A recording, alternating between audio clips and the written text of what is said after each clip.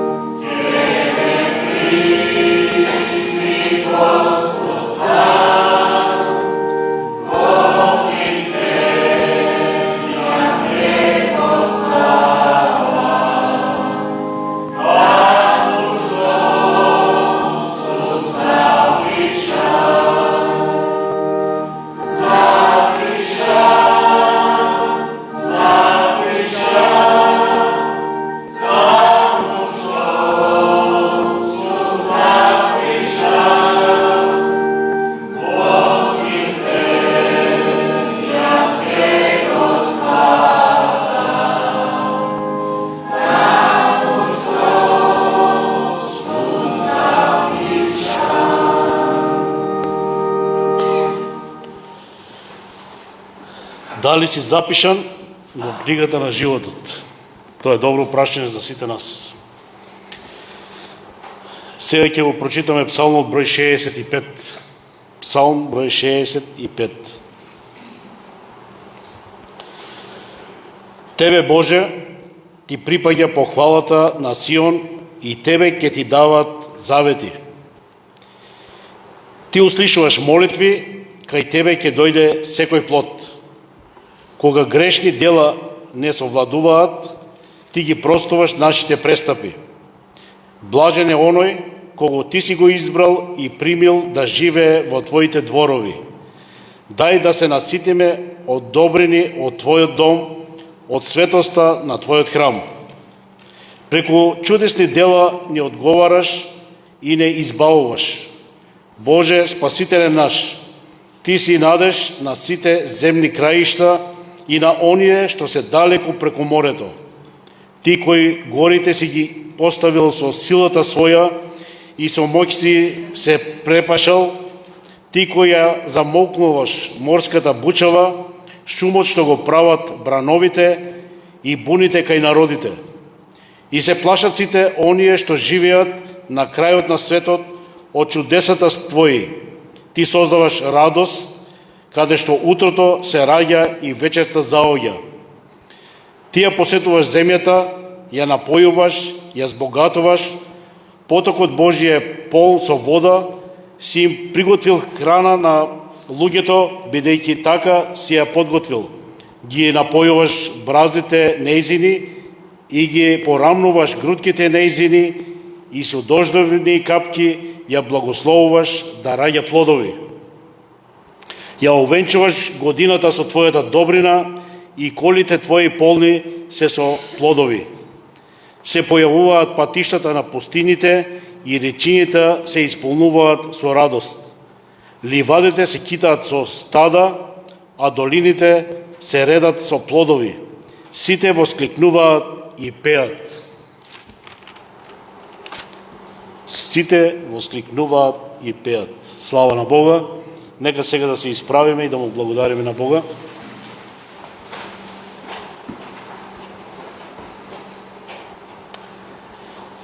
Татко Небесен, еве и ова утро, прекрасно кое ти ни го подаруваш, тоа е дар од тебе, да можеме да дојдеме овде на оваа место да го прославиме Твоето име. Господе, ти се си направил за нас, се си припремил за нас и се ни подаруваш. Ние сме тие кои треба само да ти се благодариме, да ти кажеме фала, да ти кажеме, Господи, дека си добар, дека си милостив, затоа што ние сме грешни и недостојни, но ти си тој која покажа Твојата милост кон нас преку Твојот Син, Господ Исус Христос, кој умре на крстот за нашите гревови, за нашиот грешен живот, за нашите лоши дела, за нашите лоши помисли и за се она што го правиме, што е спротивно на Тебе.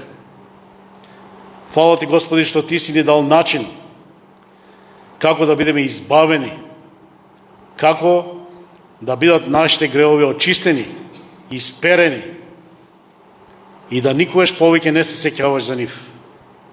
Господе, Ти благодариме од се срце за Твојата добрина кон нас, за Твојата милост кон нас. И ова утро, Господи, Те молиме за благослов на Твоето Слово. Слово кое Ти си ни го оставил да можеме да се учиме од него, да можеме да Те разбираме, да можеме да сватиме која е Твојата волја, кои се Твоите планови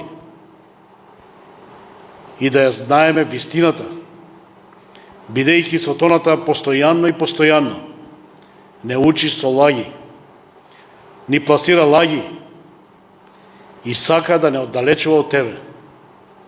Но Твоето Слово е камен кое постои и ќе постои, бидејќи во него се запишени Твоите зборови, бидејќи во него е запишена вистината, Сатаната колку и да сака да ја уништи, Библијата не може да ја уништи, бидејќи таа е Твоја.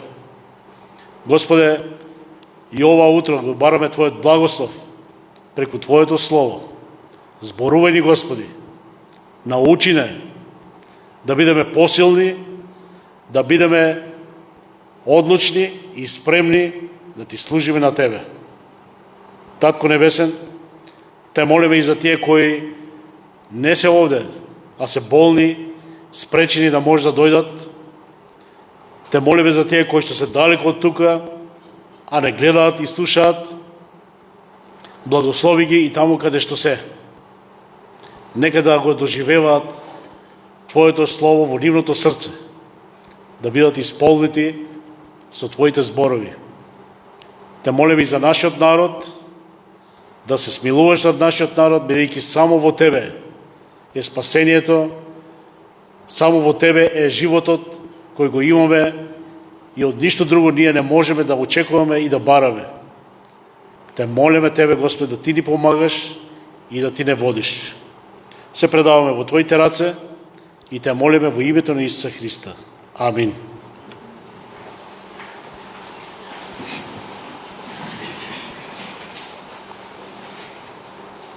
Како втора песна, и сега песна број 220. Јас немам превод.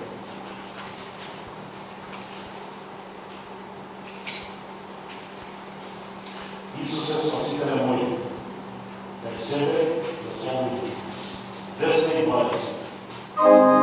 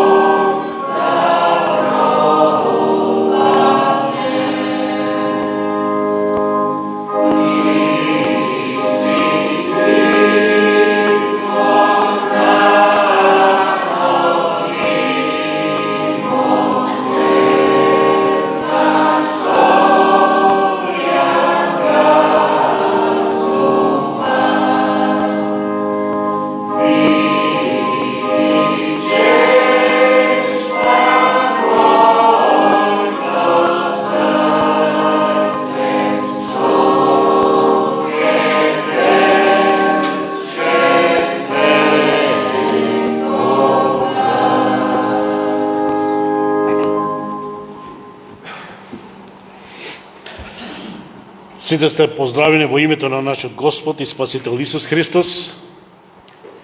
И ние не доаѓаме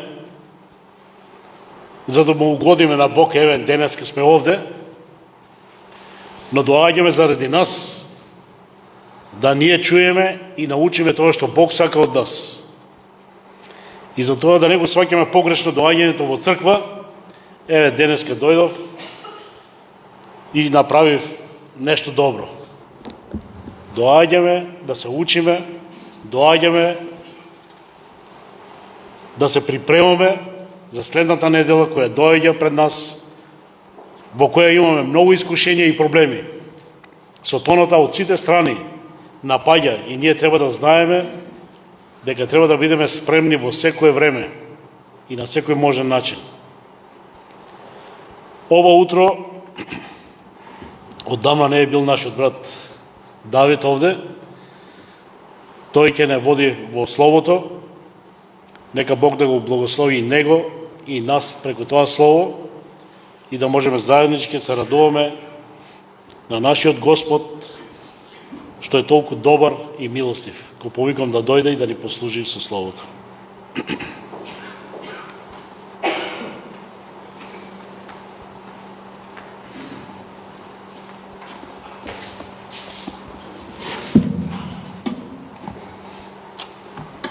Добар ден и од мене.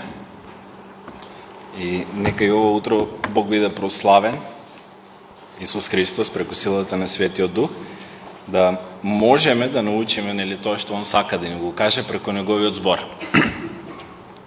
Знаете, веќе е крај на една календарска година и обично кога веќе некој крај веќе почнуваат и да се спремат. Многу луѓе веќе прават планови кој со кој ќе славе нова година, кој со кој ќе биде, што ќе се јаде, колку ќе се јаде, дали ќе се заколе прасе, нема да се заколе прасе, се прават разни планови. Луѓето си прават евалуација на минатата година, кој што има поминато, колку имат направено, или колку имат потрошено, или кои се достигнувања ги имат направено во текот на таа година. Дали ако сме имале за цел да направиме нова куќа, сме успеале во тоа. Дали ако сме имале план да купиме нова кола, сме успеале во тоа.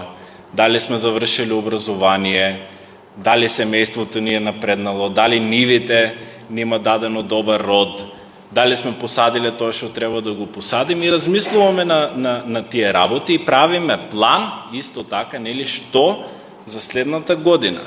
Некои помлади можеби ќе кажат, ќе сака да си кажат, јас следната година сакам да се мажем или сакам да се женам. Некои ќе кажат, јас сакам следната година да завршам добро образование или да си најдам добра работа.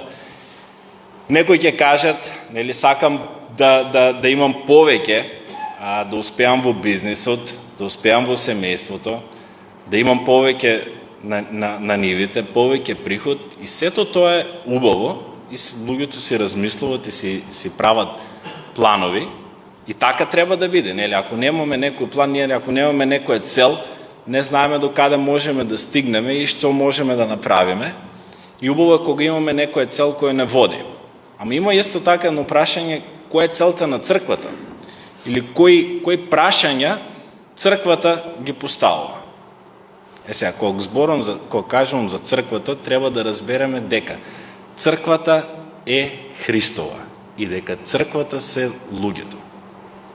Црквата не е зграда, црквата не е место, и ако таа зграда и ако тоа место се потребни за Божите луѓе да се собират, но црквата се Божите верни луѓе насекаде од целиот свет. Ние тука во Колешино сме еден дел мал од Божјата црква, или нашата заедница тука. Муртино и исто така дел од Божјата црква, во Скопје, во Струмица, насекаде во светот. И тоа самиот Исус го кажува во Евангелието по Матеј, во 16 глава, и кога оде со учениците и ги прашува, што мислите, што велат луѓето, кој сум јас? И сега тие дават одговор, и некои викат, луѓето те сметат дека ти си Илија, дека ти си Јован Крстител или за некој од пророците. Исус им го поставува прашањето, а вие што мислите? Кој сум јас за вас? И Петар одговара, ти си син на живиот Бог. И на тоа Исус му кажува, на тия зборови ќе изградам мојата црква. Значи, на таа изјава дека Христос е Бог, Христос ја гради својата црква. И сега, верниците или црквата исто така има една мисија и прави планови. Може би, во некои заедници се размислува колку убави концерти имавме направено минатата година, па ќе биде дел од евалуацијата, дел од пресекот, дел од пресметката, нели, за старата година, ќе биде колку концерти сме имале, или колку евангелизации сме имале, колку луѓе биле тука, колку луѓе имат посетено заедницата, или ќе кажат од друга страна, нели, колку програми треба да се направат. Имаме библиски часови, имаме неделна служба, ќе имаме вечерна служба, ќе имаме детски час, ќе имаме женски час, ќе имаме машки час и така натаму и така натаму, и правиме некоја евалуација, гледаме на тие некои работи и поставуваме повторно пак некои цели, нели, за црквата, што понатаму во следната година. Како ние ќе ја градиме црквата сега во следната година.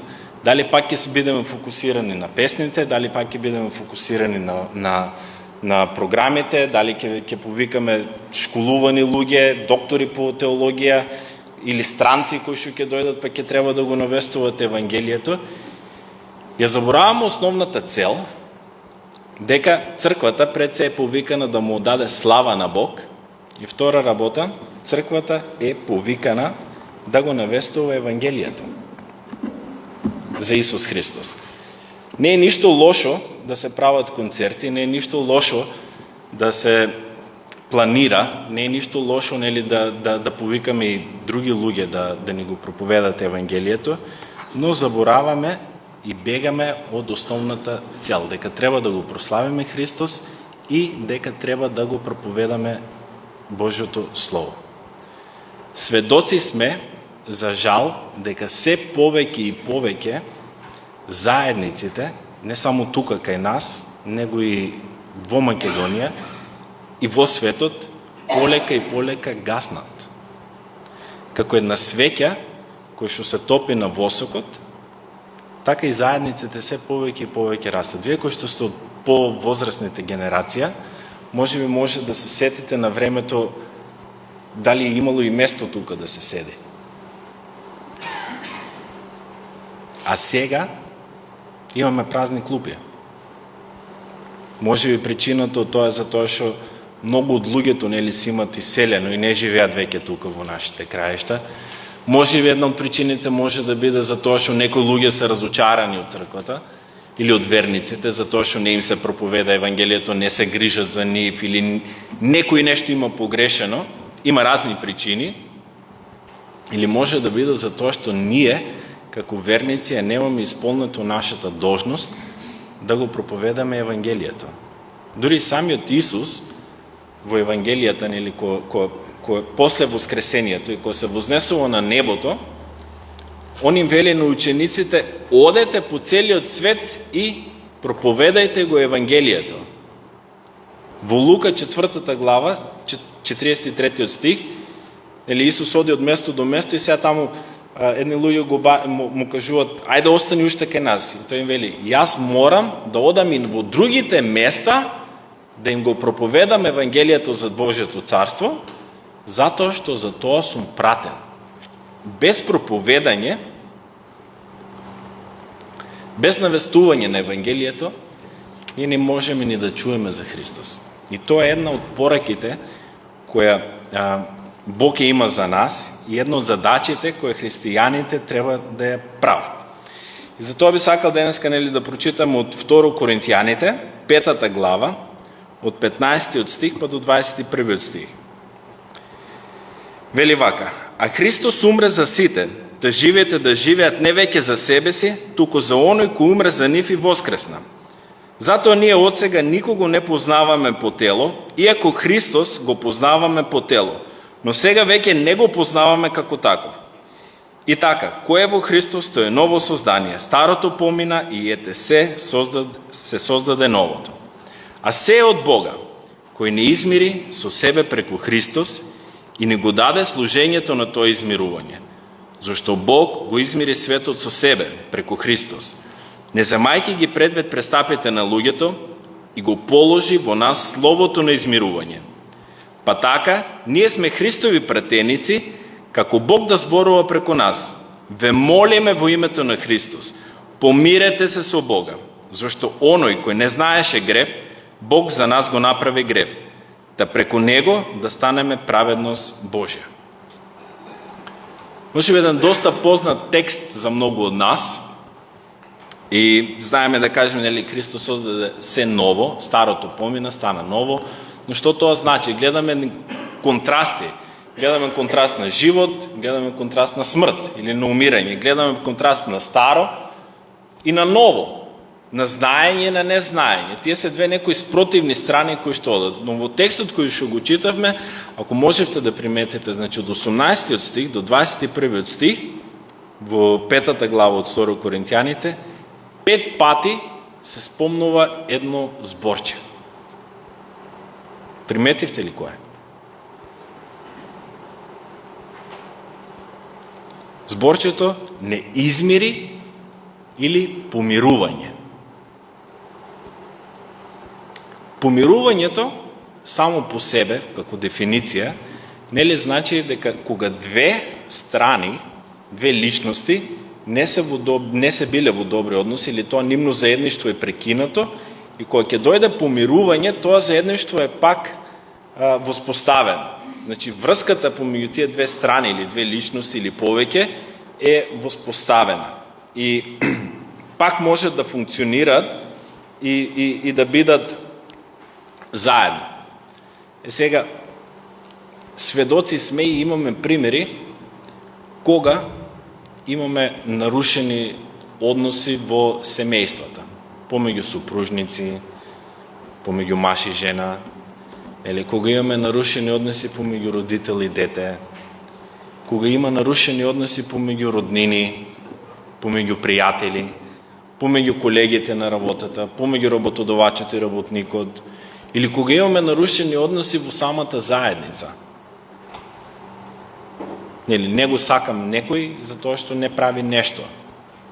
Или луѓето сакат да одат во црква и бират причини, нели, зошто да одат на црква, некои го бират тоа затоа што ќе кажат јас во црквата сакам да имам и да слушнам да има добра музика. Некој ќе каже јас не одам во црквата затоа што не е славењето не ми одговара, премногу е брзо или премногу е споро, или е премногу ладно или премногу топло и ја забораваме суштината зошто треба да бидеме тука во Божјиот дом и да се собираме, да бидеме помирени со Бог. Двете страни им треба помирување. Значи, кажавме дека може да бидат нарушени односи во семејството, помеѓу колегите, помеѓу пријатели, кога помирувањето може да стане дури помеѓу две земји. Кога се во војна, или после доаѓа момент кога треба да се помират. Или тој проблем да се реши. Но еден друг контраст, кој што е малку многу по-различен и многу по-чуден и многу по-невообичаен сега во овој текст, е помирувањето што Бог го нуди со нас грешни луѓе. Свет Бог со нечисти и несвети луѓе да сака да биде во помирување. Праведен Бог со неправедни луѓе да биде во помирување. Вечен Бог со луѓе кои што се ограничени и умират да бидат помирувани, да биде помирен. Чист Бог да биде измирен со извалкани и нечисти луѓе. Нашата природа е таква, например, кога ние ќе кажеме сакаме да се помириме и обично помирувањето доаѓа, нели, ако кажеме едната страна е крива, а јас сум праведниот, јас ќе кажам, или нашата човечка природа е таква да кажеме нема јас што да барам од него, нели, да се помирувам кога он ми има сгрешено или она ми има сгрешено. Тие нека барат опрост од мене, па може би јас тогаш ќе се помирам. Но во Бог тоа е спротивно. Бог го прави првиот чекор на помирување. И тоа е тоа што заедницата треба да го разбере, тоа е тоа што црквата треба да го разбере и тоа е тоа што црквата треба да го навестува. Затоа што ние луѓето сме во конфликт со Бог и сме во непријателство со Него и треба да разбереме дека на нас ни е потребно помирување со Него. Се од Бога, кој не измири со себе. 19 стих вели пак, зашто Бог го измири светот со себе преку Христос. Бог е тој кој што го прави првиот чекор на помирување. Не сме ние тие кои што сакаме да бидеме помирени со Бог, Бог е тој кој што сака да биде помирен со нас. Ако се сеќавате, Адам и Ева беа создадени од Бог и беа во заедништво со Бог. Изгрешија и почнаа да се кријат и Бог ги праша, каде сте? Зошто се криете? Зошто? За да има помирување со нив и таа врска, раскинати односи, повторно да бидат зближени. Бог е тој кој што не бара нас. И Бог е тој кој што на нас ни дава. Сега нели луѓето знаат да кажат кога веќе Бог толку е праведен, или кога веќе Бог толку е добар, зошто Бог не го запре злото во светот? Нели? Има војни, слушаме секој ден за војни, има глад, има ситуации каде што деца страдат, има ситуации каде што се нации страдат, и сега го поставуваат прашањето, што е можеби во една рака и оправдано, ако веќе толку Бог не сака, нели, зошто не ги убие тие таму? Или зошто не ги казни тие таму? А јас ќе поставам едно друго прашање. Дали ти и јас сме грешни? Да. Дали ти и јас имаме направено грев против Бога? Да. И тогаш прашањето, ако го поставиме, зошто Бог нас се уште не држи тука на земјата? Дали јас сум подобар од тие што водат војна таму?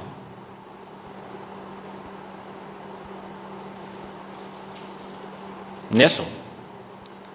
Но Бог сака да се помири со неговите луѓе. Вчера имавме дожд, нели? И дождот паѓаше и за верниците, и за неверните.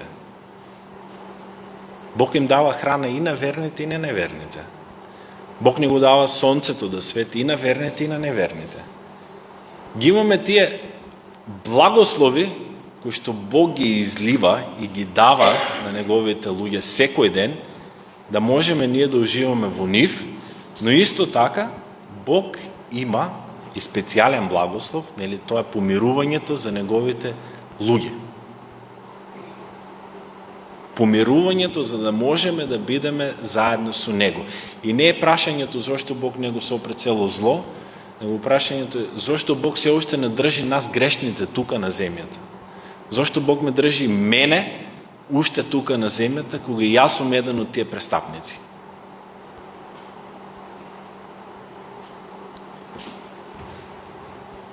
Во Стариот Завет, нели, Адам и Ева, кога погрешија, Бог му дозволи на Адам да живее уште 900 години, па да има и уште деца, и да се наполни земјата. И во втора Летописи, 36 глава,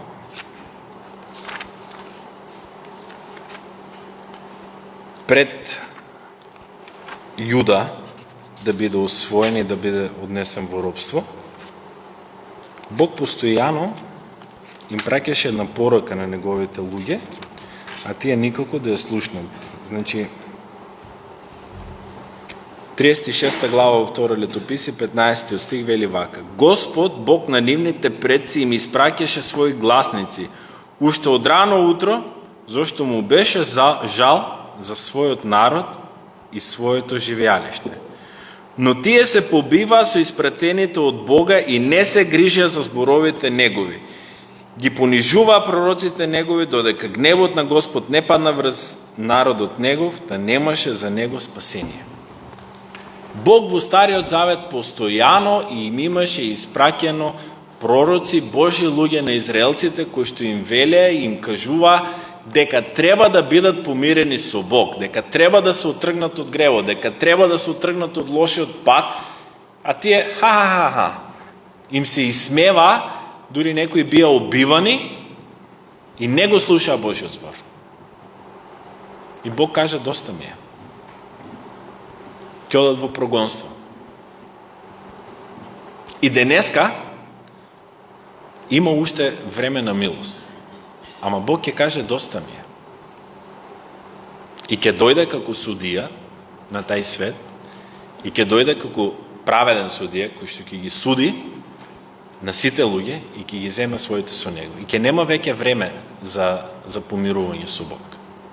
Ќе нема веќе време. Во Новиот Завет, видовме дека Исус дојде да проповеда.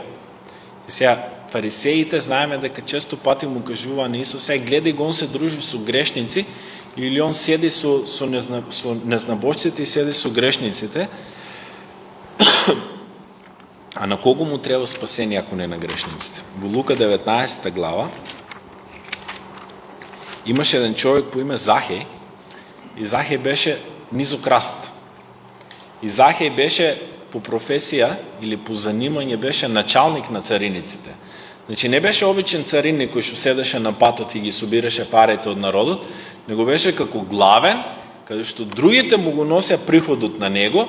И сега знаете како оде во тоа. Значи тој што седи на вратата на патот треба да собере пари за него, треба да собере пари за главните, треба да собере пари за римјаните. Од сите страни. И Захеј нормално дека имал многу пари и дека е бил омразен кај луѓето. Зошто? Затоа што има работено со римјаните против израелците и тие не го сакат него. И еден ден, кога Исус поминува од Ерихон, или поминува по патот, мноштво народ се собира за да го видат, има таму еден низок човек, кој што сакаше да го види Исус, не се вели во Евангелието, и почна да трча, виде една смоква, да се искаче на смоквата за да го види Исус. И Исус му каже, слегни, денес ќе дојдам во твој дом. Слегна Захеј, отидол во домот него, јадеа, пија. Исус го примја од страна, фарисеите вика, види го, тој вика, отиде во куќата, 7 стих, отиде во куќа на грешен човек. Ние луѓето денес така се делиме, нели? Праведен е, добар е, заслужуваме со него, можеме да се дружиме, или не чисте, него бива подалеку од него. Исус баш дојде кај тие нечистите и неправедните. И им вели, го прими, беше во неговиот дом, а Захеј застана и му рече на Господи, Господи, еве половина од својот имот ќе ја дадам на сиромаси и ако сум зел од некого нешто, четворно ќе го вратам. А Исус му рече, денес дојде спасението во овој дом, зашто е тој син Авраам. Захеј, малото човече, кој што трчаше да се качи на смоква, беше спасен. Иако другите го сметаа за грешници, беше спасен и беше помирен со Бог. Во друг пример, исто така во Лука, 15 глава, таму Исус, или пак е со грешниците, и фарисеите пак не го дуват со него, и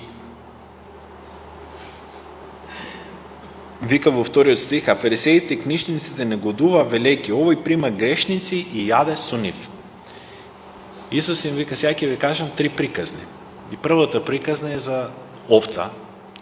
Вика, некој човек имал 100 овци, една од нив му се изгубила, ги остава 99 и оди да ја најде изгубената овца. И кога не оѓе, вика, ќе ја крене на рамото радосен и кога ќе дојде дома ќе повика пријатели и соседи и ќе им рече: радувајте се со мене зашто ја најдов мојата загубена овца. Радувајте се со мене зашто ја најдов мојата изгубена овца. Втората илустрација за која што им кажува е со изгубената пара. Или исто така, радувајте се со мене зашто ја најдов загубената драхма. Но им дава и друга илустрација. Вика, таква радост е на небото, ви велам, станува пред ангелите Божи за еден грешник кој што се кае. На небото има радост, на небото има прослава за еден грешник кој што се кае. Помирувањето е од Бога и тој го прави првиот чекор. И третата приказна која ми ја дава е за изгубениот син, кој што не е позната на многу од нас, но тој изгубен син е најлоша слика за некој син во Израел кој што може да биде. Пред се го прави татко му мртов, го зима богатството, нели го продава за да зема пари со пониска цена, оди во друга земја, значи кај пагани кои што не се израелци, оди го троши богатството на развратен имот и на крајта завршува со свињите. Знаеме дека и свињите се нечисти животни за израелците. И таков еден човек, кој што е срам за таткото, и кој што таткото бил засрамен во Израел, тај татко го чека својот син и го прегрнува и му дава облека, му дава прстен, му дава обувки. Го помирува со него. Го враќа во заедништво со него. Го враќа во заедништво со него. И тоа е Божјата природа. Бог по природа е Бог кој што помирува. Е Бог кој што помирува. А помирувањето настанува како? Помирувањето настанува со опростувањето на гревовите. Без да има опростување на гревовите, не може да бидат страните помирени. Без да се реши проблемот, дали во некоја куќа, дали во некој семејство, дали помеѓу пријатели, дали помеѓу роднини, ако не се реши проблемот, и ако не се отргне тој проблем, помирувањето не е можно. И помирувањето помеѓу нас и помеѓу Бог е со тоа што Бог не ги зема во предвид престапите на луѓето. Не ги зема престапите на луѓето во предвид. 32 псалм, првиот и вториот стих вика: блажен е тој човек на кого гревовите му се опростени. 103 псалм исто така вели. Вика, колку што е исток далеко од запад, толку Бог ги отргнува гревовите на луѓето од него. За тие кои што веруваат во него. Проблемот кој што луѓето го имат со светиот Бог е гревот. И тој грев треба да се реши, тој грев треба да биде отстранет, за ние да бидеме помирени со Бог. Затоа што гревот е тој кој што не оддалечува од Бог. И гревот е тој за кој што ние заслужуваме казна. И гревот е тој за кој што ние заслужуваме да бидеме вечно одвоени од Бог или да бидеме во пеколот. И не можеме сами ништо да направиме со своите дела или со своето знаење или со своите давања или хуманитарност за да бидеме помирени со Бог. Не можеме ништо сами да направиме. Мора да биде Божја интервенција за да бидеме помирени со Бог. Како ние сами ќе си ги платиме нашите гревови пред свет Бог? Како сами ќе бидеме помирени пред светиот Бог? Колку добар ти и јас треба да бидеме за да отплатиме? Замислете, секој сам си ја знае. Значи, најлошиот грев кој што го имаш направено во животот и од кој најмногу се срамуваш и од кој за кој никој не сакаш да знае. И Бог го знае и Бог го опростува. Ама мора да биде решен. Мора да биде решен. Помирувањето доаѓа со опростувањето. Опростувањето на гревовите. Сега замислите пак, ќе кажам, свет Бог праведен Бог бара помирување со грешни, нечисти луѓе кои што заслужуваат пекол. Не знам колку од нас, ние не сакаме да се помиреме за обични работи, нели, ако некој не влезе на педа во меѓата, или ако комшијата не направи нешто како што ние сакаме, затоа знаеме да се љутиме со години, а колку Божјата љубов и милост е голема према нас. И тоа помирување раѓа опростувањето. А опростувањето не оправдува. Опростувањето дава оправдување пред Бог. Како? Вика, не измири во светот со себе преку Христос, преку Божјата љубов. Затоа што Бог, самиот Бог, дојде во тело да го плати мојот грев, да ја земе казната која што јас ја заслужувам. Да бидеме помирени со Него, да биде казнет на крстот заради моите гревови. Бог не оправдува. Знаете, оправдувањето е кога ќе отидеш на суд и нели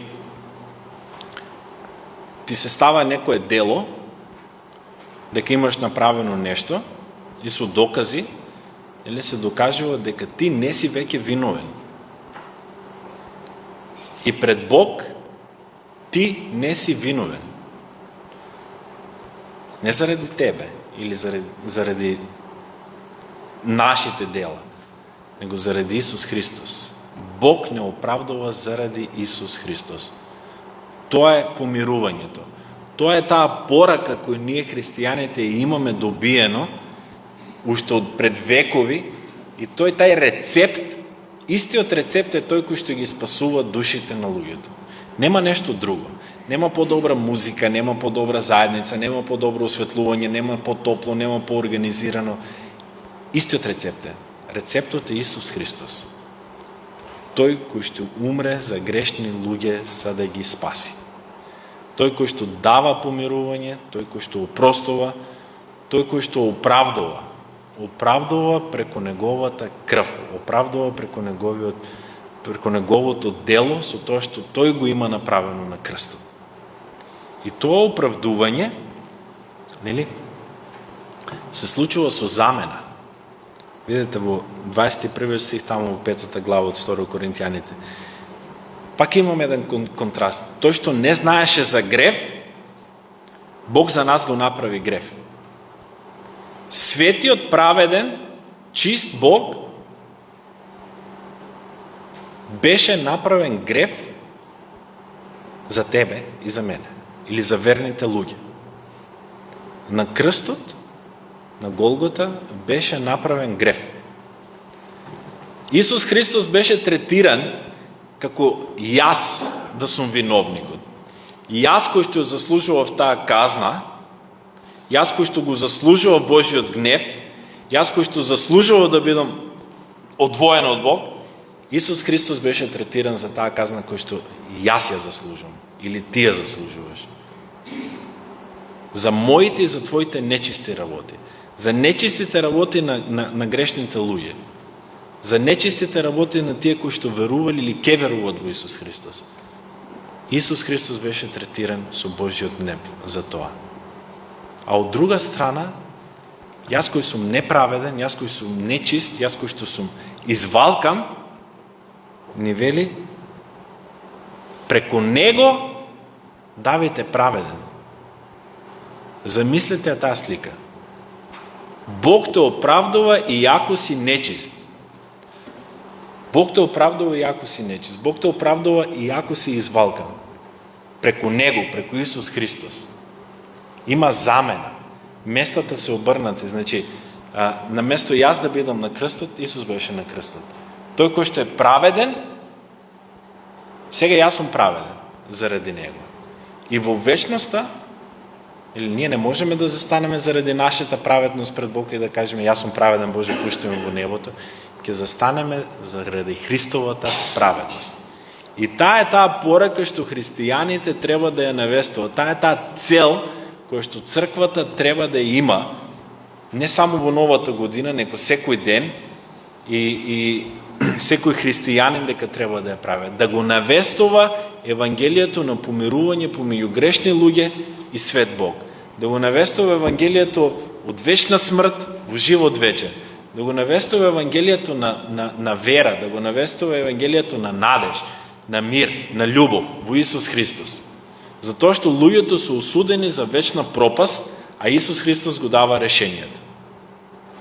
И тоа оправдување преку таа замена не учи на посветеност да имаме во животот.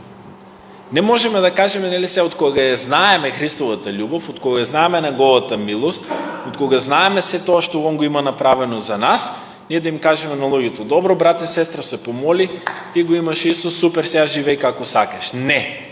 Него ако се вратиме на стиховите порано, Христос умре, та воскресна, нели? И веќе не го познаваме Христос по тело, не го познаваме само од филмовите, не го познаваме од историјата, не го познаваме за тоа како Христос бил таму, живел во Јудеја, чинел чуда, пораснал во Назарет, бил во Галилеја, имал ученици, одел, шетал, правел, учел, но го познаваме лично. Го познаваме за тоа што Тој го има дадено својот живот за тебе и за мене. Тој е во заедништво со мене. Не го познаваме само како некоја историска личност, него го знаеш лично. Колку луѓе можеме да кажеме дека познаваме во нашиот живот? Ако ве прашам дали го знаете, например, председателката на нашата земја. Сите ќе кажеме да. Ама дали стварно ја знаеш? Кои се нейните ставови, какво е нейното однесување, какво е нейното мислење, како таа живее дома? Дали сме во заедништво со неја? Можеш да знаеш за Бог, можеш да знаеш за Исус од слушање, но дали стварно го знаеш, има заедништво со Него. За да знаеш некој, треба да има заедништво со Него. И затоа можеме да кажеме, тоа посветување научи да кажеме: старото помина и ете се е ново. Старото помина. Стариот Давид веќе помина. Стариот Давид кој што мислел дека сам може да се спаси, кој што мислел дека сам може да направи нешто за да биде во добри односи со Бог, тоа веќе поминато и има нов Давид. Има нов Давид кој е оправдан од Бог. Има нов Давид кој што е помирен со Бог. Има нова личност кој што веќе сака да му служи на Бог.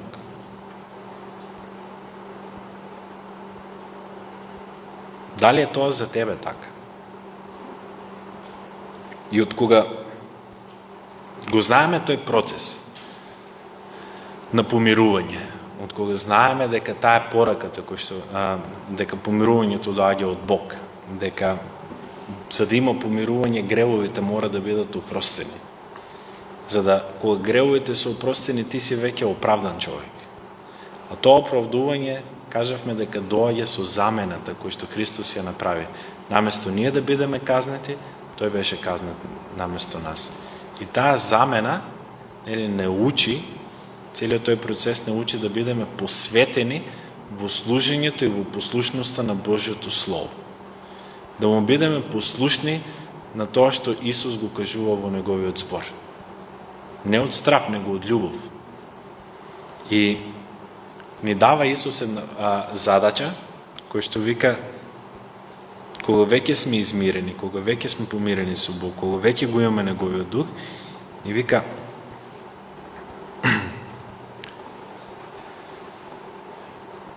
20 стих од 2 Коринтијаните 5 глава вика вака: па така, ние сме Христови пратеници, како Бог да зборува преку нас.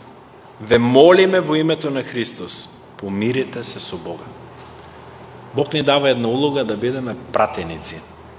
Многу можеби ќе сака да бидат пратеници во собранието или пратеници во општините или на некои други места, но секој христијанин е пратеник. Е пратеник за Бога. Пратеник кој што го навестува Божиот збор.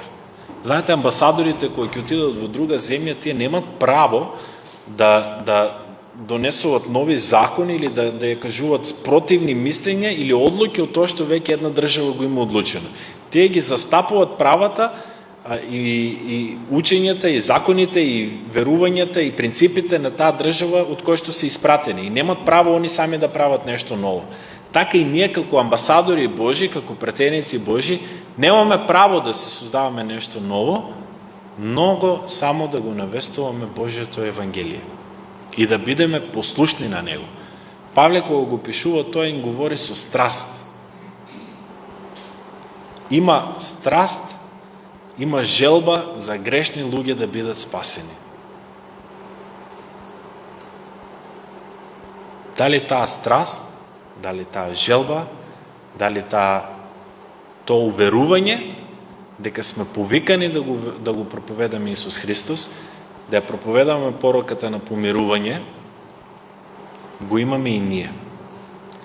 Затоа што, пак ќе кажам, може би многу наши блиски луѓе, кои што ги знаеме, еден ден ќе завршат во пеколот. Затоа што ја немат слушнато пораката на помирување, или затоа што може би јас сум молчел, кога сум имам прилика да им проповедам. Не е твоја работа ти да спасиш некој. Да се разбереме. Твоја работа е да проповедаш. А остави го Бог, преку Неговиот Свети Дух, да делува во срцата на другите луѓе и да го направи чудото на измирување. Не е твое да се мачиш ти да спасиш некој. Твое е да проповедаш. И ќе завршам со тие стихови од Римјаните 10 глава.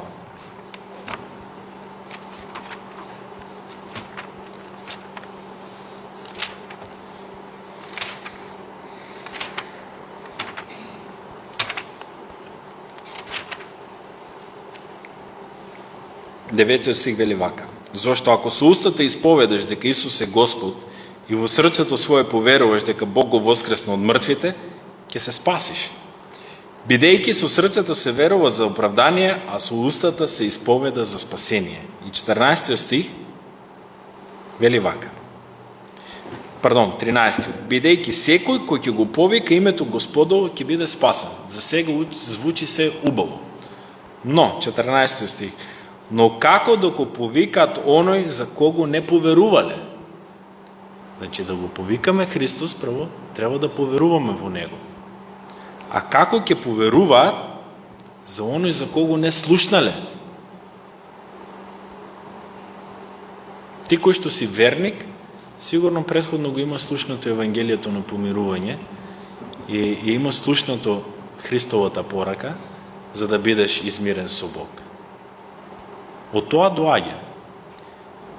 А како да поверуваат за оној за кого не слушнале? Значи, треба да слушнат за Исус Христос. А како да слушнат ако нема кој да проповеда? Тоа е нашата мисија. Тоа е мисијата на црквата, тоа е целта на црквата. Освен тоа што треба да му даде слава на Бог Исус Христос, втора работа е да го навестува Евангелието за Исус Христос. За други луѓе да може да ја слушнат таа порака и да бидат спасени. И вели, колку им се прекрасни нозете на оние што благовестат мир, што го благовестат доброто. Бог вели, добри се тие луѓе кои што го навестуваат Евангелието и го навестуваат мир. И може би си во ситуација кога веќе си измирен со Бог и со Исус и биде благодарен за тоа. Може би си во ситуација која што малку луташ, врати се кај Исус Христос. Може би си скрос изгубен, скрос не си помирен со Бог и времето е сега да ти бидеш измирен со Него преку Исус Христос.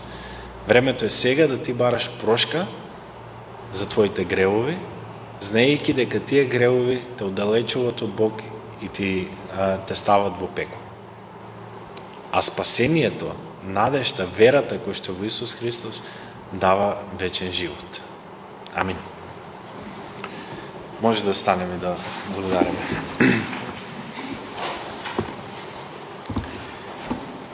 Господи Исусе Христе, ти благодариме за еден нов убав ден кој што го имаме и за тоа што можеме да бидеме соберени во Твојот дом и да го учиме Твоето Слово. Фала Ти за Твојата неизмерна љубов и за Твојот неизмерен благослов кој што Ти ни го даваш. Фала Ти за тоа што, Господе, Ти не имаш помирено со Тебе. Фала Ти за тоа што Ти го имаш направено првиот чекор за ние грешни луѓе да бидеме измирени со Тебе. Фала Ти, Господе, за тоа што си Ти створител на целиот свет и држиш се прекрасно во Твоите раце. И нека Ти е слава за тоа на Тебе и дека се што дише те прославува Тебе. Господи, јас те молам дека денешниот ден, денешната порака расте во нашите срца. Да бидеме луѓе кои што ќе го проповедат Твоето Евангелие, да не се срамиме од Тебе, за тоа што Ти имаш направено за нас. Господи, гордо да стоиме на тоа и да ја навестуваме тоа, знаејќи дека таа порака може да спаси и други луѓе. Да имаме жар за Тебе, да имаме сочувство со луѓето кои што се изгубени и кои што не те знаат, да бидат помирени со Тебе. Отвори ги нашите умови и нашите срца, да можеме да растеме во заедништвото со Тебе, да можеме да ја црпиме вистината од Твојот збор, да можеме, Господе, да се менуваме и да бидеме секој ден послични и послични на Тебе, Христе. Чувај не, води не, просветлувај ги нашите умови, во името на Исус Христос, за Твоја слава, Татко наш, а преку силата на Твојот Свети Дух. Амин.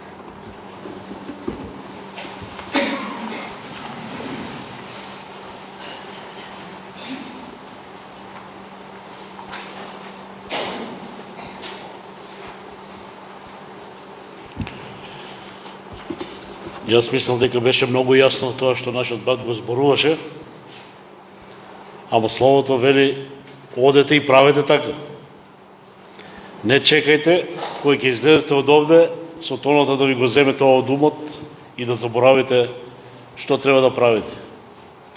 Треба тоа сериозно да го сватиме и да го прифатиме во нашиот живот. Благодариме нашиот брат, нека Бог го благослови, нека го води и понатамо. Сигурно ќе го слушам и пак. Ќе дојде. Нека сега ние да го славиме нашиот Бог со песната број 410.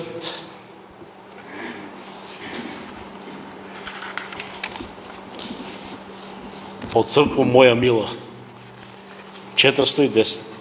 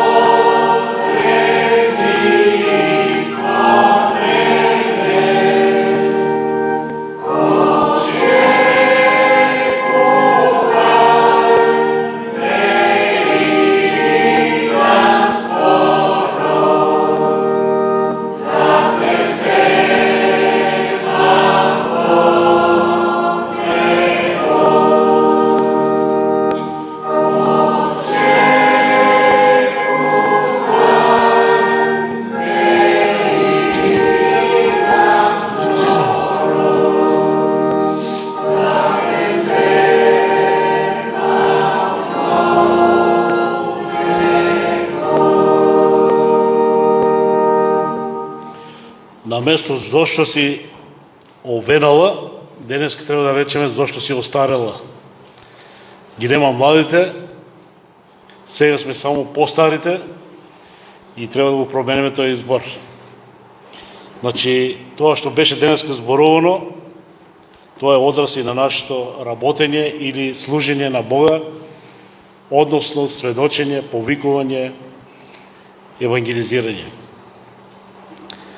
Сега нашите деца ќе излезат да ни кажат стихчето кое го имат научено.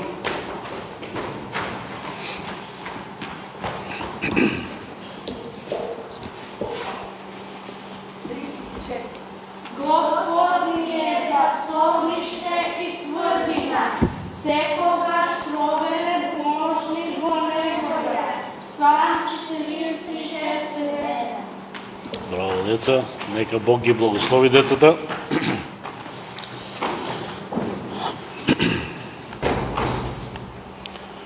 Сега да најавиме следната недела во 10 часот е утринската богослужба, а потоа другата недела ќе имаме Господна вечера и после тоа доаѓа празникот, на колку треба повеќе внимание да посветиме отколку на Нова година, бидејќи за нас христијаните е тоа поважно, а и самото време кое се брои, кое се годините кои се бројат баш од раѓањето на Господ Исус Христос. Односно, тоа е главната цел, времето. Бог го променува, времето Бог го определува и затоа и годините се бројат од Него, не од нешто друго. Нека да се припремаме за сето тоа, на секој можен начин да му дадеме слава на нашиот Бог. Сега ќе се исправиме, ќе завршиме со песната број 1 и тоа ќе биде последно за денеска.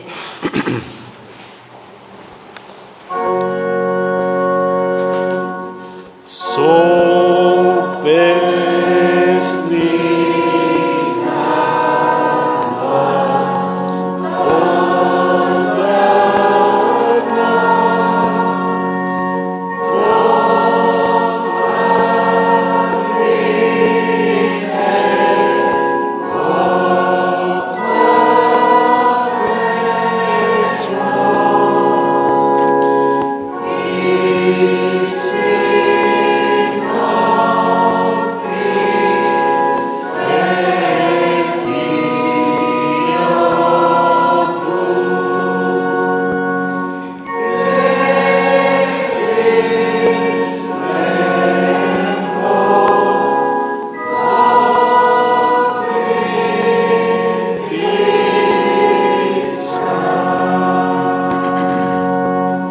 може да седнете.